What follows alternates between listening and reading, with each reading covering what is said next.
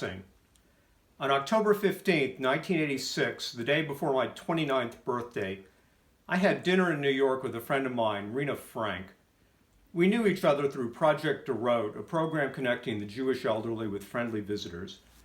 Rena gave me a present, a massive bound set of pages of heavy stock paper that you just saw.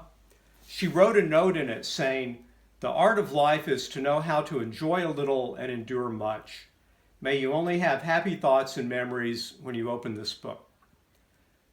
After Rena's note, I wrote in it, "Inscriptions in the Book of Life, a term of meaning on Yom Kippur, when Jews pray to be inscribed in the Book of Life, Sefer HaHaim, for a good year." I decided to start writing in the book the next day, October 16, 1986, exactly 34 years ago today. Yes, today is my birthday. At first, the book seemed endlessly long, and I wrote entries with magic markers to fill the pages. I also saved the front page of the New York Times, the New York Post, and other papers to mark the passage of time.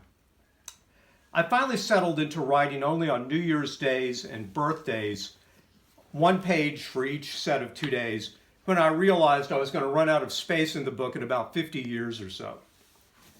In those pages, the years roll on with upbeat messages and met passages of resolutions, mostly of the lose weight, floss more, make more money type, and reports on life's joys and challenges. Love lost and found, marriage, leaving Brooklyn for Connecticut, parenthood, unemployment, 9/11, divorce, economic crashes, job losses, the search for stability.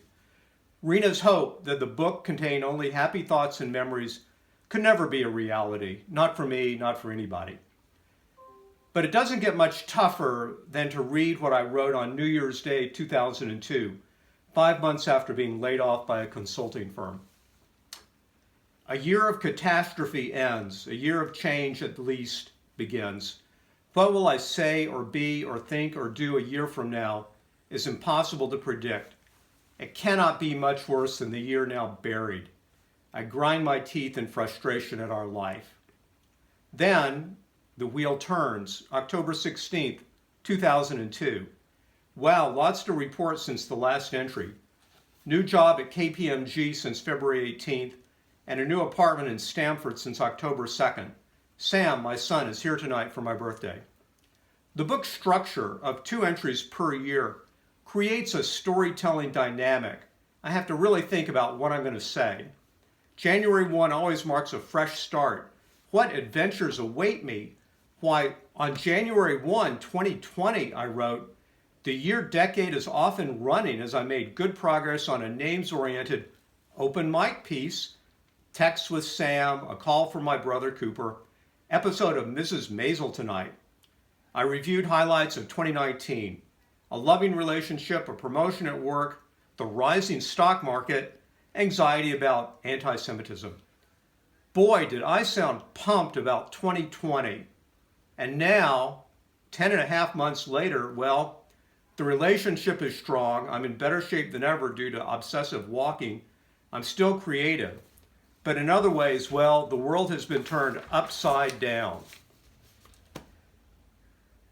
The last time that happened for me was in the dread year 2001. So you could write much of the 2020 birthday entry for me.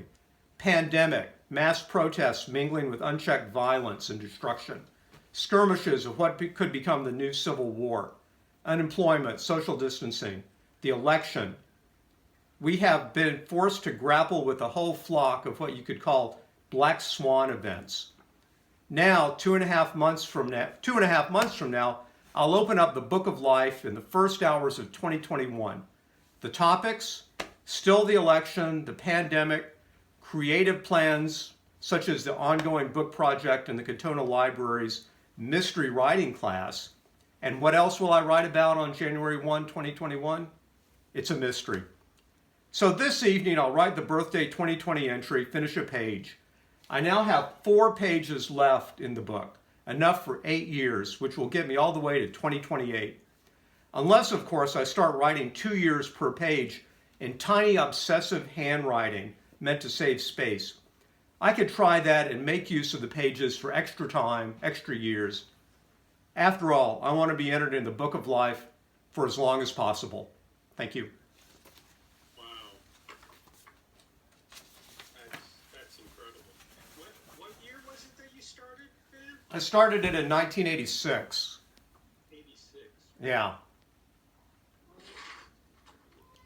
Well, you had told me today's your birthday. Well, happy birthday. Thank you. Thank you. And wow, that's just mind-boggling to me. I wow, I don't know what to say. I mean, it's just that whole concept of doing something like that is just Yeah. there. And I applaud your doing it and being true to it. That's the important thing. Yeah. I mean, it's for the future. Yeah, yeah. I don't have to try to remember what I was doing. And for me, that's getting harder and harder. Something will flash through my mind, and it's like, well, like I said before, talking about the bets. I have no idea who I was talking to about that, and it was a recent conversation. Yeah. Anyway, and I'm with you on the walking. I've been doing a lot of walking, and I've lost about 30 pounds. Oh. Good for me. Bravo. Okay, so